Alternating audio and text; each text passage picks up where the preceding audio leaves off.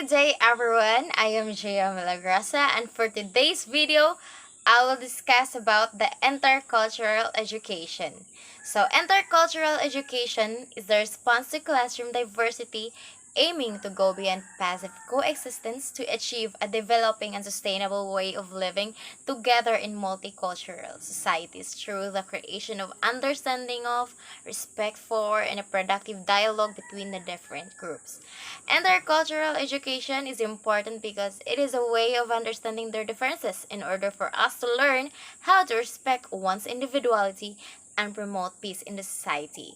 So second, intercultural learning helps inculcate values such as empathy, open-mindedness, respect, and inclusivity.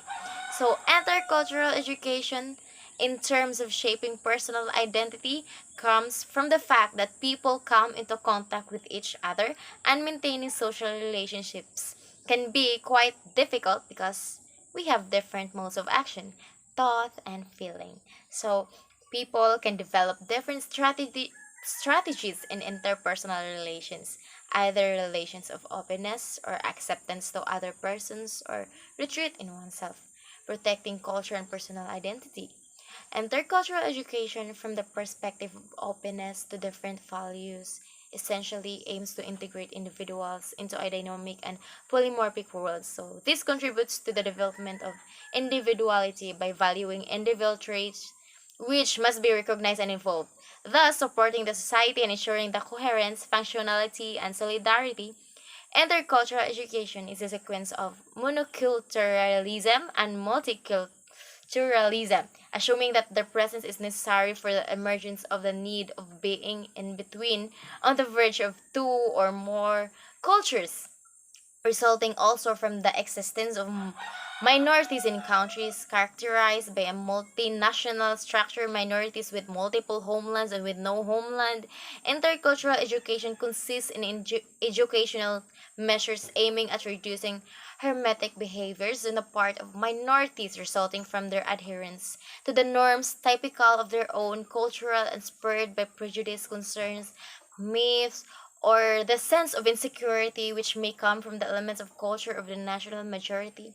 So, the ultimate goal of intercultural learning is to transform our awareness, attitudes, and knowledge into competence, and to develop flexibility and adaptability in intercultural communications. So, in terms of the value of belongingness, intercultural learning allows us to make everyone feel like they are part of the general whole.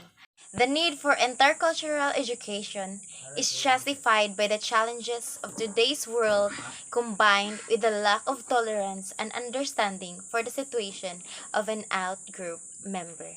So, a human being who differs from the majority of the society, homogeneous in terms of its nationality, in his/her origin, race, and other traits.